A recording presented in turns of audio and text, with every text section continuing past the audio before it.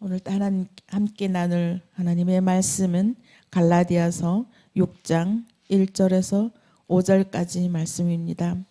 갈라디아서 6장 1절에서 5절까지 말씀입니다. 형제들아, 사람이 만일 무슨 범죄한 일이 드러나거든 신령한 너희는 온유한 심령으로 그러한 자를 바로잡고 내 자신을 돌아보아 너도 시험을 받을까 두려워하라. 너희가 짐을 서로 지라. 그리하여 그리스도의 법을 성취하라. 만일 누가 아무것도 되지 못하고 된 줄로 생각하면 스스로 속임이니라. 각각 자기의 일을 살피라. 그리하면 자랑할 것이 자기에만 있고 남에게는 있지 아니하리니 각각 자기의 짐을 질 것임이니라. 아멘.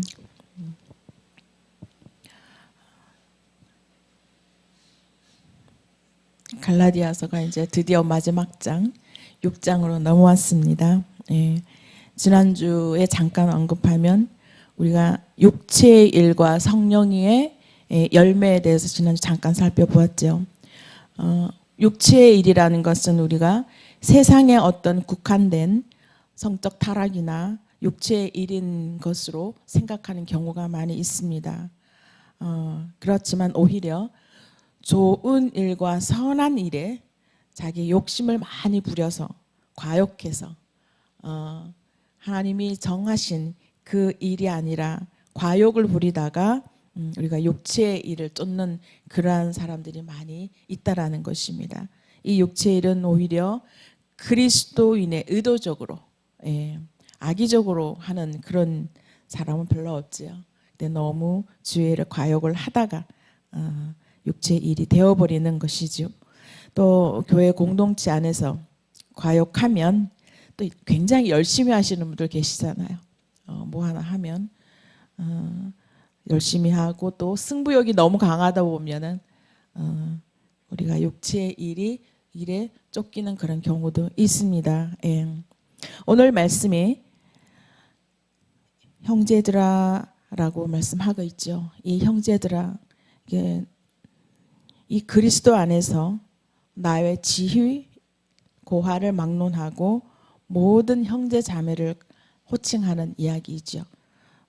여기에서 형제들아라고 나와 있는데요. 영어 성경에는 형제 자매를 이야기하고 있습니다. Brother and sister 이렇게 나와 있습니다. 이것은 예수 그리스도를 머리로 둔 한 몸으로 연결되어 있다는 것을 의미하고 있습니다.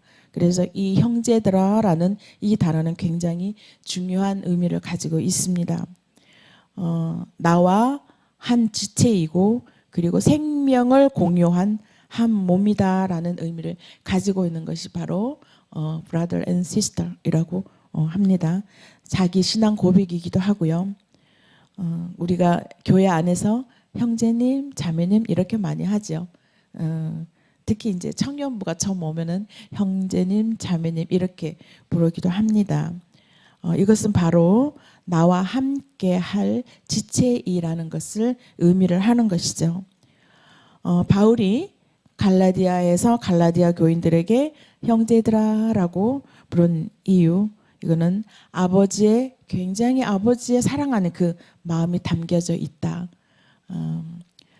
그냥 우리 누구야 라고 부르는 것보다 형제님, 자매님 이렇게 부르면 굉장히 이렇게 가족 같은 그런 느낌이 들잖아요.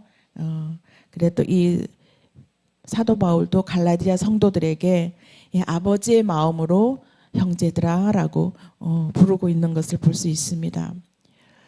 이 갈라디아 교회에서 거짓 선지자들이 와서 교란을 시키는 그러한 위험한 상태에 있을 때죠. 위기에 처한 이 교회에게 아버지의 마음으로 이렇게 부르고 있고 고백하고 있습니다. 사도 바울은. 또 우리가 한번 보실게요. 형제들아, 사람이 만일 무슨 범죄한 일이 드러나거든 하고 있습니다. 교회 안에는 범죄한 일이 드러나거든 이렇게 얘기하고 있는데요. 범죄한 일이라는 것은 이 연약한 죄인들이라는 것입니다. 교회 안에는 우리가 굉장히 연약한 자들이 많이 모이죠. 누군가를 의지하고 싶고 마음을 의지하고 싶은 자들, 연약한 자들, 그리고 우리가 그냥 쉽게 재미로 웃기는 말로 환자들이 많이 온다 이렇게 얘기하고 있잖아요. 연약한 죄인들이 많이 모이는 곳이, 미완성자들이 많이 모여 있는 곳이 교회입니다. 그래서 그런 사람들과 함께 한 머리를 가지고 있는 그곳에 예수 그리스도의 머리를 가지고 생명을 함께 공유하는 그러한 공동체가 우리 교회입니다. 그래서 여기 범죄한 일이라고 나와 있는데요. 이 범죄한 일이 뭘까요? 고의성이 없는 그런 죄, 고의성이 없는, 그리고 습관성이 없는 그러한 죄, 또 의도하지 아니하는 그런 죄, 예상하지 못한 죄가 우리가 드러날 때가 있잖아요. 예, 그는 드러날 때 범죄한 일이라고 표현하고 있습니다. 우리가 연약하면 이렇게 나도 모르게 이렇게 고의성 없고 습관성 없는, 의도하지 않은 그런 죄를 지를 때가 많이 있지요. 왜냐하면 연약한 사람들이 모여 있는 곳이고 죄인들이 모여 있는 곳이기 때문에 이러한 연약한 범죄들이 드러날 때에 드러나거든. 신령한 너희는 온유한 심령으로 그러한 자를 바로잡으라라고 일제를 말씀하고 있죠. 이걸 어떻게 하라, 바로잡으라라고 말씀하고 있습니다. 어떻게? 온유한 심령으로 바로잡고라고 말씀합니다. 이 온유라는 것은, 그 개념은 우리가 조용하고 말이 없고 이런 사람들을 온유라고 표현할 수도 있지만, 여기에 나오는 이 온유라는 이 개념은 그 당시 여기 약 1세기라고 볼 수 있죠. 1세기에 이 온유한 개념이라는 것은 잘 훈련된, 그냥 고삐푸진 망아지처럼 막 돌아다니는 그러한 것들을 잘 훈련된 사람, 훈련된 것들을 온유라고 표현합니다. 그리고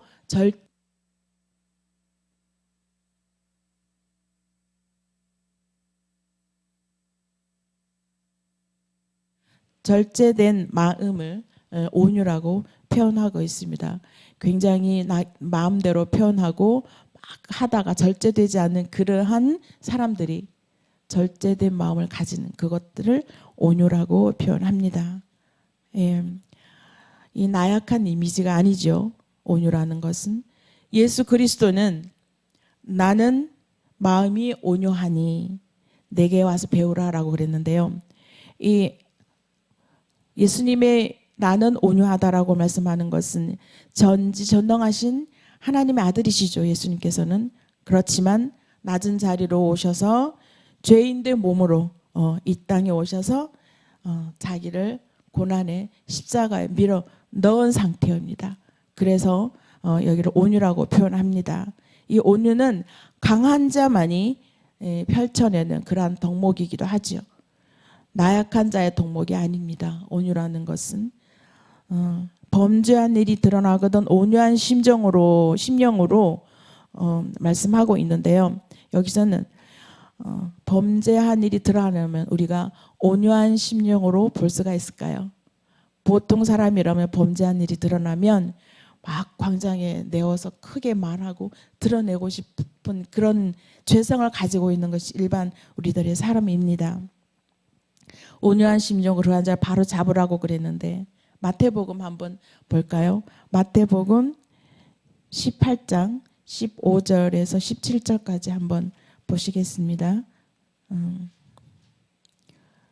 마태복음 18장 15절에서 17절까지 한번 보시겠습니다. 내 형제가 죄를 범하거든 가서 너와 그 사람과만 상대하여 권고하라. 만일 들으면 내가 내 형제를 얻은 것이요, 만일 듣지 않거든 한두 사람을 데리고 가서 두세 증인의 입으로 말마다 증참케 하라. 만일 그들의 말도 듣지 않거든 교회의 말하고 교회의 말도 듣지 않거든 이방인과 세리와 같이 여기라. 네. 처음부터 어떤 범죄한 일이 일어났을 때 처음부터 나팔을 불지 말라는 것이죠. 1대1로 권고하라라고 말씀하고 있습니다. 그래도 듣지 아니하면 두세 사람이 증인으로 세워서 함께 가서 얘기를 하고, 그래도 말을 듣지 아니하면 교회에 공개하고 또 이방인과 같이 그렇게 대하라라고 얘기합니다. 이방인과 세리같이 대하라라고 이야기하죠. 이것은 우리가 어떠한 범죄가 드러나면 드러내지 않고 조용히 처리를 하기를 원하는 그러한 예수 그리스도의 마음입니다. 그렇지만 우리 안에는 너무나 죄성이 강하다 보니 말을 잘 안 듣죠. 아무리 힘든 우리 죄인들이라 할지라도 어떤 기관에는 어떤 질서가 있는 것입니다. 이런 죄인들도 아무렇게나 다루지 않았죠. 교회 안에서도 질서와 원리가 있는 것입니다. 죄인들 가운데도 질서와 원리가 있다라는 것이죠. 또는 주관적이거나 감정적으로 처리하지는 않는다라는 것이죠. 질서와 원리에 의해서 처리한다는 것이죠. 이 온유한 심정으로 바로 잡는 일이 바로 이렇게 가능해진 이유가 주관적이고 질서를 원리를 가지고 다룬다라는 것입니다. 여기에 온유한 심정으로 바로 잡는다라는 것은 이 전문 용어라고 해요. 예, 의사 용어인데 정형외과에서 많이 사용하는 단어입니다. 우리가 그냥 바로 잡는다고 하지요.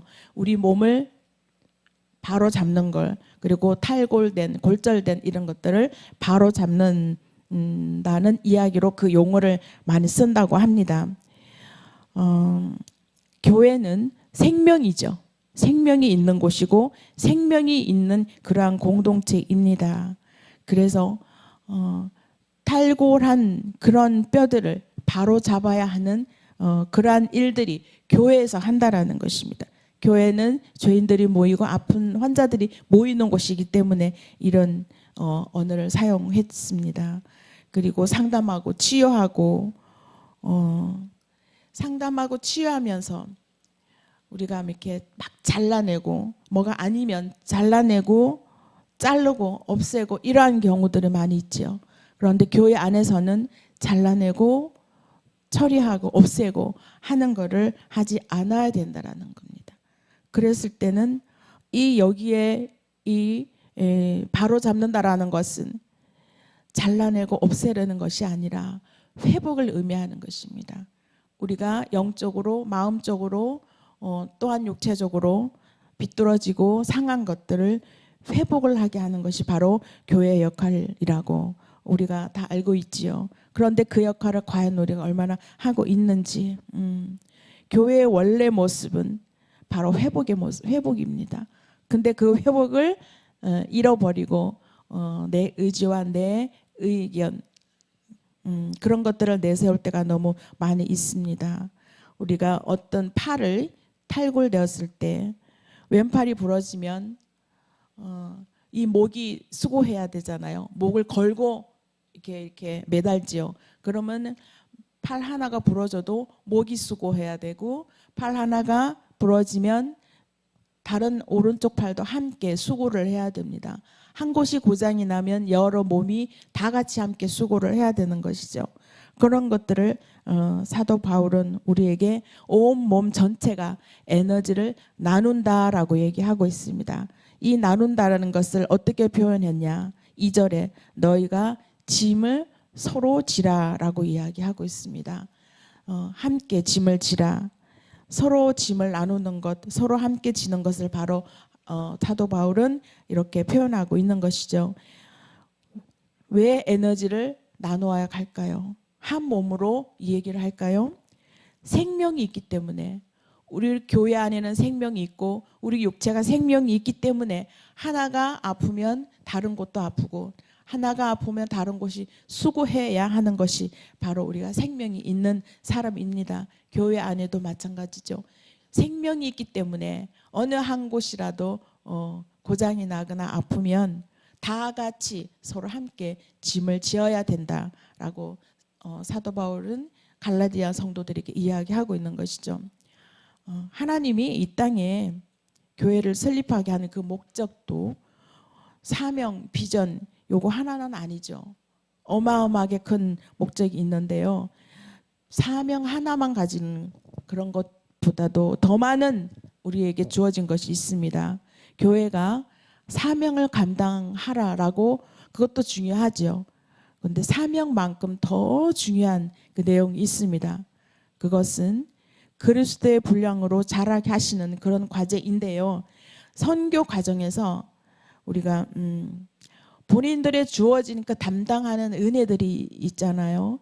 그 은혜만큼 우리가 일을 하는데 담당하는 만큼 우리가 은혜가 있고 내가 성장하는데 그 감당하는 것들을 다른 것으로 자꾸 눈길을 돌리면 내 마음에 죄가 자꾸 들어오는 것이죠. 예를 들어서 선교를 하러 나간다. 그러면 각자 받은 은혜대로 내 분량대로 우리가 그걸 감당해야 하는데 그 이상을 하다 보면 육체의 일이 되고 그 짐들을 나 혼자 지게 되는 것이죠. 과욕하다 보면은 그래서 우리는 어떤 일을 내게 주어졌을 때 본인들이 영적 성장을 위해서는 내가 주어진 나에게 주어진 어떤 과제들을 철저하게 해내는 것 그런 것들이 굉장히 중요합니다. 어려운 문제에 부딪히게 될 때도 우리가 영적 성장을 위한 부딪힘이라고 생각해야 하는 것이죠. 여러분은 그런 부분도 다 아실 거라고 믿어요. 학교 다닐 때 학생들이 선생님이 과제를 내주죠. 숙제를 내줄 때는 쉬운 거를 내줄까요? 지금 내가 감당하는 것보다 한 단계 위에 있는 것들을 과제를 내줍니다. 그것을 힘겹게 감당하고 나면 내가 성장하는 것이죠. 버겁게 감당해내야지만이 내 실력이 성장하는 것처럼 내 개인의 어떤 문제도 하나님께서 내게 어떤 문제를 주었을 때 그걸 버겁게 감당해냈을 때 우리가 영적 성장이 있는 것입니다. 새벽에 나와서 3시간을 기도하라고 하나님 우리에게 숙제를 내주었는데 그거를 감당하려면 굉장히 어렵죠. 버겁습니다. 그렇지만 그 버거운 과제를 우리가 이겨냈을 때 그러면 승리하게 되고 그리고 하나님이 주어진 무한한 어떤 영적으로 성장이 분명히 있습니다. 내적, 외적 성장이 분명히 있을 것입니다.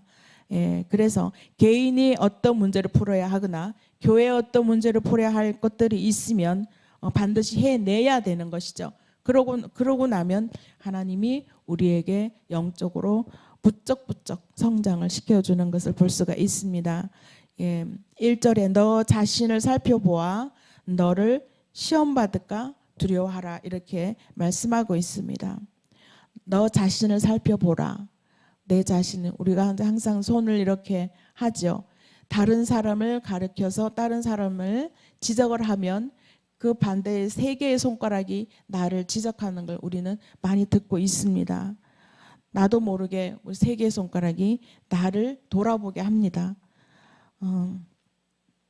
그렇게 나를 돌아보아서 나를 하나님과 함께 하지 아니하면 교회는 사탄의 놀이터가 되고 또 내 자신도 사탄의 놀이터가 될 수밖에 없습니다. 우리 교회의 과제는 분명히 해내야 하는 이유들이 다 있는 것이죠. 짐을 서로 나눠 지어야 됩니다. 교회 안에서는 2절엔 짐을 서로 지라라고 했고 5절에는 각각 짐을 지라라고 했습니다. 이거는 뭐 다른 걸까요? 다 똑같습니다. 하나의 이야기를 그냥 다르게 설명한 것뿐이죠. 함께 져야 할 그러한 공동의 짐들도 있습니다. 함께 해야 되고 훈련받아야 되고 또 어떤 일을 전도해야 되고 선교해야 할 때는 함께 짐을 지어야 되는 것이죠. 그리고 또 하나님께서는 개인에게 주어진 그러한 어떠한 일이 있습니다. 개인이 주어진 각자의 포지션이 다 있죠. 교회 안에서 혹시 어떤 훈련 과정에서 개인이 주어져야 하는 그 포지션이 있고 그런 내가 주어진 그 포지션을 감당하지 않았을 때 그 또한 우리가 시험에 들 확률이 높은 것이죠. 목사님도 목사님의 포지션이 있고 성도님도 성도님의 포지션이 다 있습니다.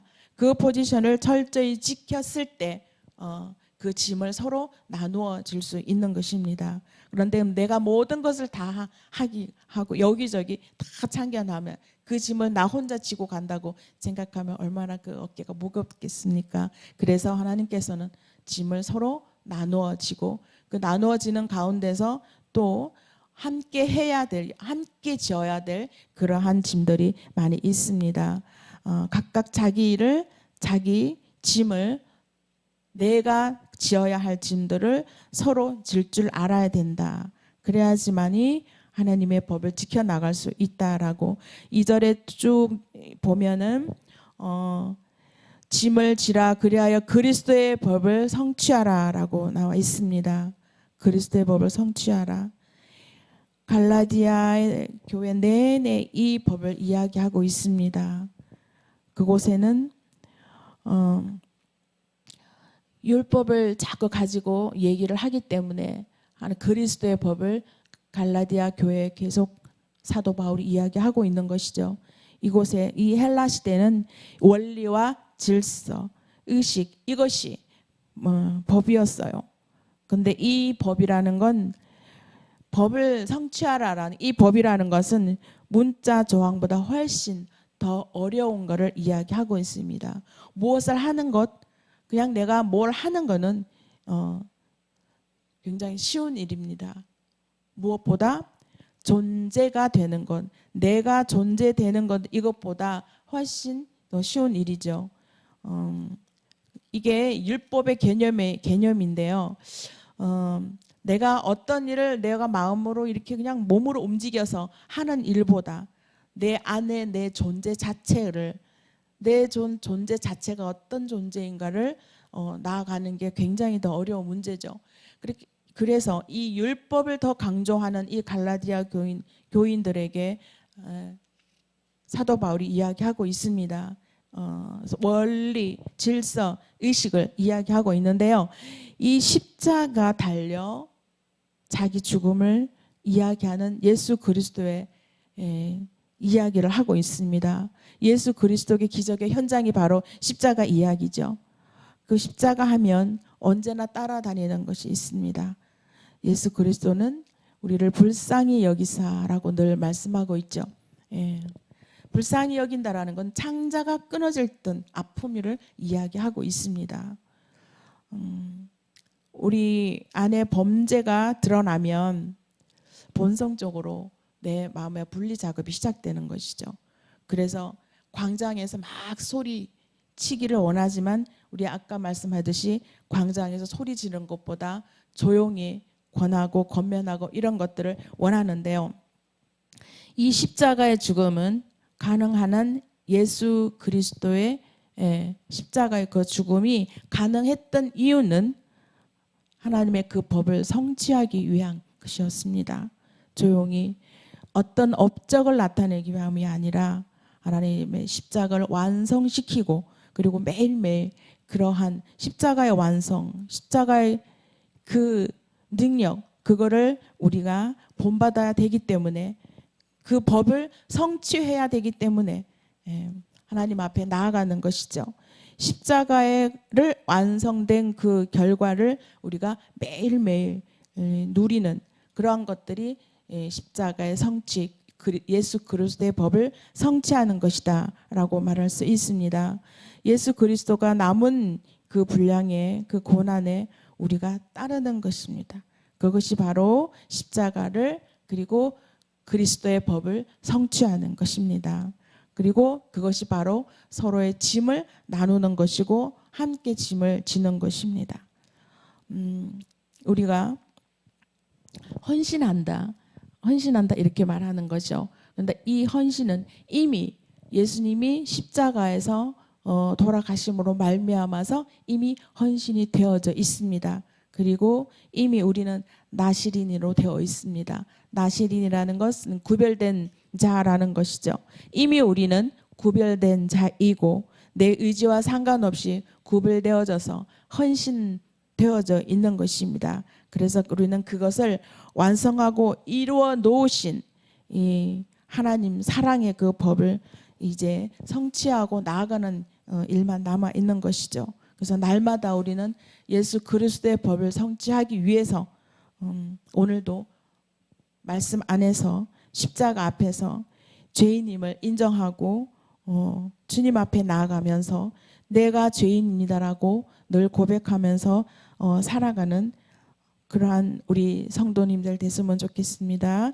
그것이 우리 일상이 되어서 그리스도의 성취될 그러한 덕목들을 새롭게 눈 떠는 저와 여러분이 되시기를 소망합니다. 기도드리겠습니다. 하나님 감사드립니다.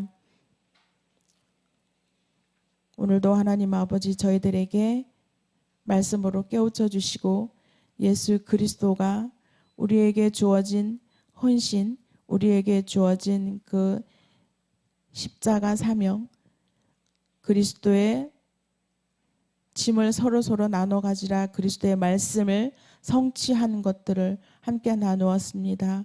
하나님 이 시간도 하나님의 법을 가지고 저희들이 그 법을 지키며 살아갈 수 있는 은혜를 다하여 주시옵소서. 예수 그리스도 이름으로 기도드립니다. 아멘.